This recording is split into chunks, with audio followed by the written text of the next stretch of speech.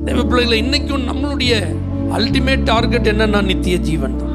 எப்படியாவது பரலோகத்துக்கு பெறும். அந்த மேன்மையான உயிர்த்தெழுதலில் நாம் பங்கடைய வேண்டும். இயேசு வரும்போது நம்ம கைவிடப்பட்டுறக்கூடாது, நரகத்துக்கு போயிடக்கூடாது. அப்போ ஆண்டவர், அவரை ஆராதிக்கிறோம். நம்ம பாருங்க, அவன் கற்பனைகளை கை கொண்டவன்.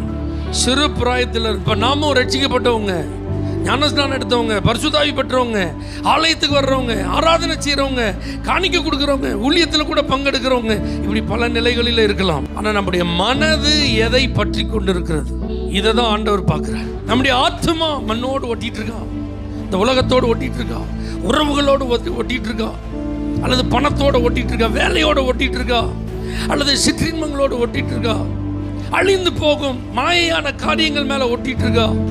இதை தான் ஆண்டவர் நம்மள்ட்ட செக் பண்ணி பார்க்குறார். இதில் பாஸ் ஆகிட்டேன்னு வச்சுக்கோங்களேன், நான் பாக்கியவான், நம்ம ஆசீர்வதிக்கப்பட்டவர்கள்.